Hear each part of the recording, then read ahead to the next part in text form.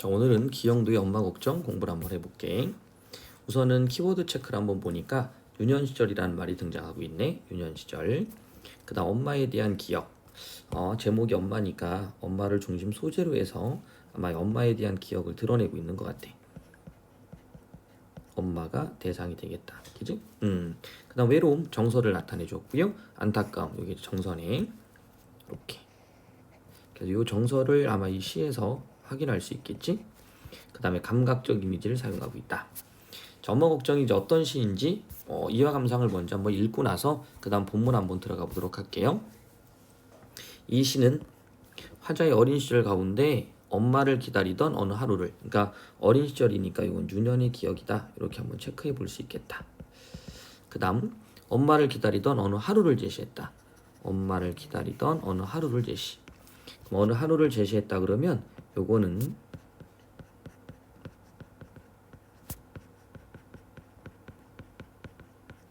특정 장면에 초점화를 맞춘 것 같기도 하네. 이따 들어가 봐야 되겠지만, 자, 가난했던 어린 시절의 외로움과 정서, 외로움과 아픔을 그린 작품이다. 이련은 과거의 모습을 형상화하고 있는데, 이련 과거의 모습을 형상화.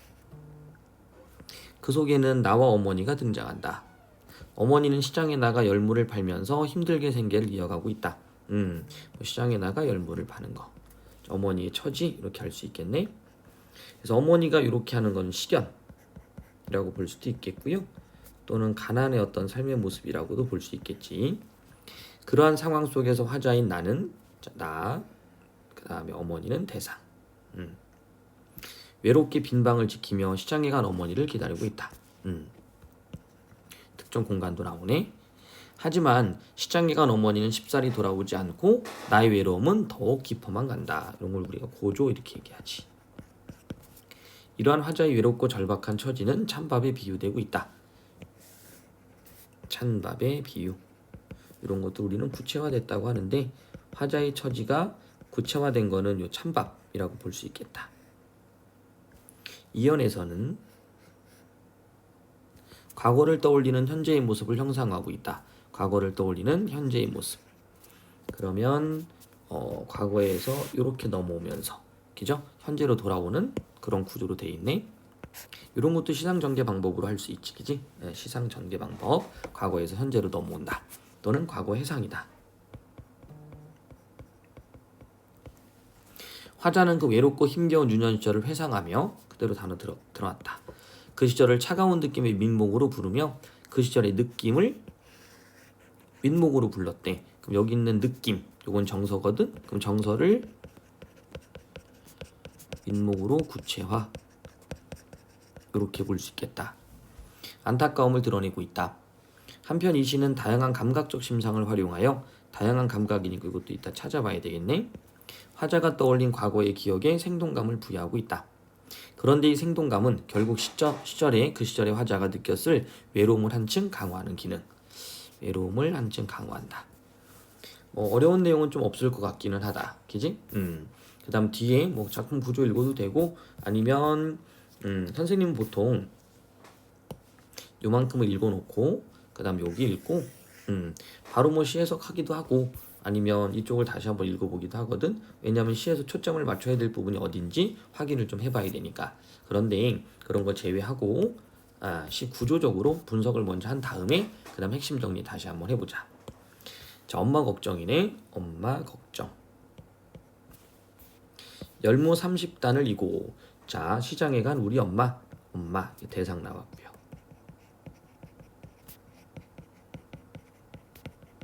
명사로 끝맺음을 했고요. 자, 열무 30단. 요게 이제 30이라는 숫자를 썼고요. 단위를 나타내는 거겠지, 그지? 그래서 30단이라는 요 열무 30. 요 열무라는 것은 어머니가 이제 시장에서 채소라든지 이런 것들을 파는 그런 모습이죠. 그런 것들을 연상해 볼 수 있고, 30이라는 것은 숫자를 사용하잖아. 그래서 숫자를 사용하면 이건 정서의 깊이가 나타난다고 표현해. 우리가 이런 거 있잖아. 내가 지금 너를 얼마나 많이 부른 줄 알아? 100번은 더 불렀어. 이런 식의 표현을 하는 것처럼 30이란 단어가 이런 느낌을 준다는 거지. 30단을 이고 시장에 간 우리 엄마. 굉장히 고단하겠다. 그래서 30단이라는 게 삶의 무게를 나타낸다라고 볼 수도 있네. 안 오시네. 우리 엄마가 안 오시는데 엄마가 해서 우선은 조사는 생략했죠. 그죠? 엄마가 안 오시네. 이런 조사 같은 것들을 생략하고요. 우리 엄마 안 오시네. 이걸 뒤로 넘겼다. 그지? 해는 시든지 오래. 나는 해는 시들었다. 시들었다라는 표현이 굉장히 중요하거든. 이때 시든다. 이 시든다라는 것은 여기로 연결해 볼게. 열무 30단. 그럼 열무, 요 해가 진다라는 표현을 여기 있는 열무라는 것과 연결시켜서 표현한 거야. 오른쪽 잠깐 볼게. 해는 하늘에 뜨고 지면서 시간의 변화를 나타내는 대상이다. 그러니까 여기서는 해가 시들었다는 얘기는 시간의 변화를 나타낸 건데, 이런 해를 시드는 것으로 표현했기 때문에 시각화가 됐다라고 표현할 수 있어. 자, 그런데 그것을 시든다라는 말을 쓴 것은 또 하나 이때 식물인 열무와 연결진 거지. 됐죠? 그래서 뭐 참신한 표현이다라는 것도 볼 수 있고, 해는 시든지 오래. 그러니까 날이 저물었다는 얘기는 이제 우리가 시장 같은 거 이제 파하고 정리할 때인데, 그런데도 아직은 돌아오시지 않고 있는 거야.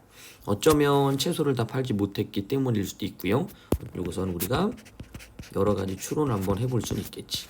내신 문제 출제될 때 우리가 단순히 암기가 아니라 여기에 있는 전체적인 어머니의 뭐 대상의 처지를 확인할 수 있는 정보들이 있잖아. 그 정보들을 묶었을 때 끄집어 나올 수 있는 추론들은 얼마든지 가능하지. 우리가 사실적 정보 파악 문제 그냥 제시문에 딱 있어야 그걸 맞닥뜨리라고 할 수 있는데, 지금같이 이제 정서라든지 태도, 상황들은 어느 정도 선까지는 추론이 가능한 거니까 개연성 있게 판단 한번 해보자. 자, 그 다음 시든지 오래다. 나는 찬밥처럼 직유법이었구나. 이거 찬밥. 그죠? 찬밥처럼 직유법. 담겨 아무리 천천히 숙제를 해도 엄마 안 오시네. 자, 여기 보자. 이렇게 반복된 거 보이나? 안 오시네, 안 오시네. 이런 것들이 동일 구절의 반복이다라고 할 수도 있고요. 아니면 안 오시네, 안 오시네. 이렇게 실제 여기서 문장이 원래 끝나는 거지, 그지? 그리고 뒤 이어지는 거니까 이때는 종교로미의 반복이다라고 할 수도 있어.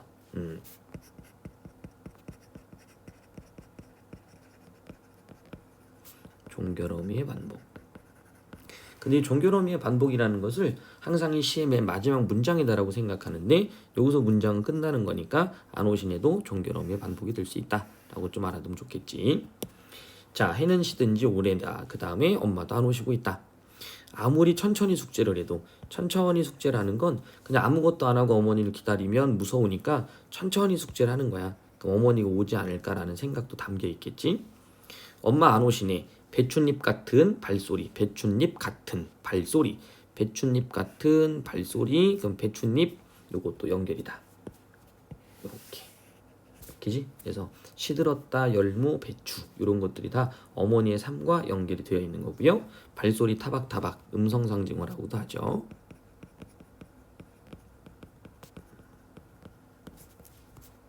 다음 타박, 타박, 발소리, 청각. 안 들리네. 또 이게 반복이다. 안 들린다. 그러니까 이 발소리가 타박타박 들려야 되는데 그게 안 들리고 있는 거야. 어둡고 무서워. 어둡고 무섭다. 정서가 직접 증명했다. 직접. 그 다음 해가 시들었고 어두운 거니까 이것도 시간적 배경이 될 수 있지. 이런 것들 중요한 거지. 어둡다. 시간적 배경. 어둡고 무서워. 여기에 이제 혼자 있는 거지. 혼자 이제 엄마도 없이 의지할 데도 없이 외롭게 있다. 이런 것들 좀 어려운 말로는 고립무원 이렇게 말할 수도 있지. 됐죠? 금간창 틈으로. 이것도 금이 같네. 가난한 처지. 고요히 빗소리. 외로움을 고조시켜주는 거. 빗소리까지 들리고요. 여기도 명사로 끝났네. 빗소리. 명사로 끝나면 뭔가 깔끔한 느낌을 준다, 또는 뭐 여운을 준다, 이렇게 나타내거든요. 고요한 빗소리. 빈 방에 혼자 엎드려 외롭게. 빈 방, 혼자. 외로움의 상황을 강조하고 있죠. 그래서 빈 방이라는 것도 화자의 처지를, 이때 화자의 처지가 되겠네. 화자의 처지를 방이라는 공간적인 것으로 형상화시켰다.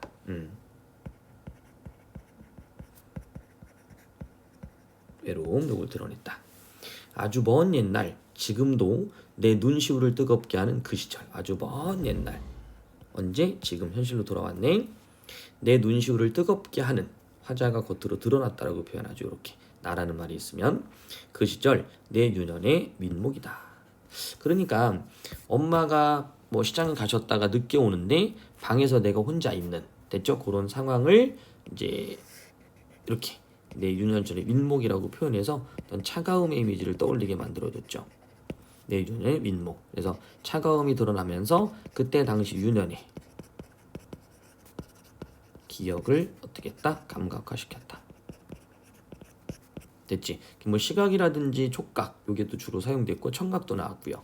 여기는 차갑다, 이런 것도 뭐 촉각적 이미지가 될 수 있고요. 그 다음에 빗소리, 그 다음에 발소리 타박타박, 이런 것들 청각적 이미지. 시들었다, 이런 건 시각적 이미지. 찬밥, 차다, 요것도 촉각적 이미지. 이렇게 연결되겠네. 자, 그러면 뭐 구절 파악은 여러분들 한번 읽어서 정리 한번 해주시면 될 것 같고요. 오른쪽 넘어서 부정어 사용의 효과가 있다네. 그죠? 부정어 효과적 사용. 안 오신다, 안 오신다. 엄마가 오시지 않는 상황을 시각적 이미지와 연결시켰다. 모습이 보이지 않는다. 뭐 이런 얘기예요. 안 오시네. 그다음 엄마가 오시지 않는 상황, 안 들린다. 발소리가 들리지 않는다. 요거는 청각적 이미지와 연결시켰다. 화자는 엄마를 애타게 기다리고 있지만 기다린 엄마는 오지 않는다. 화자는 이러한 상황을 시각, 청각, 이미지에 부정어 안을 붙였다. 화자가 원하는 상황, 즉 엄마가 오시는 엄마의 발소리가 들리는 상황을 일시에 부정하여 외로움을 더 부각. 그 다음 시간의 흐름과 시상의 집약. 좀 어려운 단어가 쓰여 있나요? 시상의 집약. 시간의 흐름이라는 것은 시간의 흐름에 따라 소술해서 과거에서 유년시절의 기억에서 현재로 넘어오는 뭐 이런 상태가 된 거고요. 자, 그 다음에 시상의 집약이라는 건 바로 내 유년의 민목. 앞에 있었던 그 장면, 빈 방에 혼자 담겨서 어머니가 언제 오시는지, 그지? 그 어머니를 뭐 한 거야? 기다리고 있었던 이 장면을 내 유년의 민목이다라고 표현한 거지. 이런 것들 우리는 집약이라고 할 수 있어. 한번 체크해 주시고. 독창적이고 개성적인 표현. 해는 시든지 오래, 여기 나와 있는 앞구절이 열무와 대응된다. 시상 전개, 뭐 긴밀성, 유기성을 높였다, 표현할 수 있고요. 찬밥처럼 방에 담겨 있다. 화자의 처지를 찬밥의 비유, 직유법 사용했던 거죠. 직유법. 차가운 이미지, 가난하고 힘겨운 상황이 부각됐다. 배춧잎 같은, 이것도 직유법이고요. 비유를 사용했다. 소리 타박타박, 의성어와 더불어 엄마의 고단한 삶이 부각됐다. 이것도 조심해야지. 타박타박 이런 부분들은 화자에게 어쨌든 기다림의 대상이고 어머니한테는 그렇죠, 고단함의 어떤 모습이겠지. 자, 요 정도 한번 정리해 주시면 아마 여러분들 문제 푸는 것도 도움이 될 것 같아요. 문제는 뭐 풀고 나서 그 다음에 다시 해설 한번 보세요. 자, 그러면 이제 문제 한번 풀어보자. 우리 정보 처리하는 거 잊지 말고 정보 처리. 그래서 정보 처리 구간을 찾고 그 다음에 그 정보 처리에 대해서 정보 판단 해주시고 고치려 이 정도까지 기본으로 하자. 자, 감각적 심상을 활용하여 감각적 심상 활용했었고 시적 대상의 생동감 부여했다. 맞다고 볼 수 있지. 답이 너무 쉽게 나왔네. 자, 상대방의 말을 건네는 방식. 말을 건네는 방식은 아니죠. 이건 독백에 가깝지. 그 다음에 현실 극복 의지. 이것도 아니죠. 됐죠? 유년의 어떤 외롭고 쓸쓸한 심정을 드러낸 거니까 극복 의지는 없다. 역설적 표현을 통해. 역설적 표현이 나와 있지 않지? 역설적 표현이라는 것은 서로 모순된 두 대상을 묶어서, 됐죠? 어떤 진리를 밝혀내는 거. 이상적 세계를, 이것도 아니다. 진취적 기상도 아니겠지. 됐죠? 두 개 다 틀렸네. 과거 현재를 대비하는 방식으로. 자, 대비. 요거 잘 봐야 돼. 대비라고 그러면 과거는 뭔가 긍정적이었다, 현재는 부정적이었다. 반대가 돼도 괜찮아요. 긍정 부정의 어떤 형태로 좀 나눠줘야 되겠지. 여기서는 이제 과거와 대비한다기보다는 과거에서 현재, 그러니까 요 과거로 들어가서 회상했다. 이 정도는 괜찮을 것 같고, 더군다나 현대 사회에 대한 비판이라고 나왔는데 뒷부분도 틀렸죠. 처음과 끝에 유사한 구조를 반복해서 이런 우리는 수미상관이라고 부르는 거였었지, 그지? 시적 구조 안정감은 요거는 맞을 수는 있는데 우선 수미상관이 없더라, 이렇게 보시면 되고요. 자, 2번 보기를 바탕으로 이시에 대한 감상이니까 보기 읽을 때는 비문학처럼 조건 정확하게 확인하고요. 요 글의 주제, 보기에서 나타내는 어떤 의도가 있는지 판단해주자라고 했었죠. 시인은 자신의 생각을 다양한 시적 표현을 통해 독자들에게 전달한다. 비유적 표현을 통해서 화자의 처지를 드러내거나 시적 대상의 상황을 또 드러내기도 한다. 또한 시어와 시어 간의 기발한 연결, 요건 아까 우리 살펴봤다. 그래서 시상의 흐름을 참신하게 표현하고 있다. 자, 1번부터 한번 볼게. 화자의 외로운 처지를 찬밥의 비유, 요거 활용했네. 비유 맞고요. 요것도 맞고요. 요렇게 고단한 엄마의 발걸음을 배춧잎의 비유. 자, 비유에 대한 표현 맞고요. 배춧잎이 엄마의 고단한 발걸음 맞겠지. 가난하게 살아간 화자의 처지를 금간 창틈을 제시했다. 금간 창틈. 그래서 금이 갔다. 이게 마찬가지겠죠. 이것도 금이 간 창틈을 통해서 화자의 처지를 드러내고 있다. 엄마가 곧 귀가리라는 화자의 기대감. 빈방. 요건 이제 엄마가 안 오시네. 시각적 이미지, 청각적 이미지를 통해서 오지 않는 것에 대한 두려움. 요게 컸으니까 기대감 요거 지워줄 수 있겠다. 답은 4번이겠고. 열무와 연결되는 시든이라는 표현을 통해 연결됐다라는 건 요 부분이겠지. 그죠? 참신한 표현 뒤에 나와 있고요. 자, 그 다음 3번. 일연과 이연의 관계에 대한 설명. 일연과 이연의 관계니까 이때는 선택지를 좀 읽으면서 그 선택지가 어떤 방향으로 질문하고 있는지 우리가 한번 따져볼 필요가 있어. 그래서 이런 식의 문제가 딱 나왔을 때는 그냥 내가 어떤 관계라고 생각하지 말고 1번부터 5번까지 딱 읽으면서 첫 번째 선택지 구성을 통해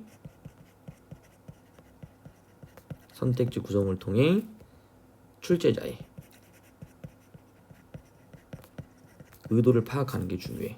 자, 볼까? 이련은 과거의 모습, 현재의 모습 맞네. 중심인물이 나와 엄마이고 이연의 중심인물은 나다. 그래서 엄마가 등장하진 않지만 엄마의 삶의 모습도 등장했고 그 다음 나의 모습도 나왔고 다시 두 번째는 빈방이니까 초점화가 돼 있죠. 나한테. 됐죠? 네, 그래서 엄마와 나 같이 동시에 이야기하다가 뒷부분에서는 빈방 이렇게 해서 초점화를 시키고 있지. 이련에 제시된 모습을 이연의 자주 먼 옛날 그 시절로 표현했던 거 맞겠다. 이련에 제시된 사건은 해결되었고 이련의 사건이 뭐가 있었나요? 그렇죠. 엄마가 오지 않는 거 생각하시면 되겠네요. 그죠? 그래서 어머니의 부재 이렇게 한번 써볼까?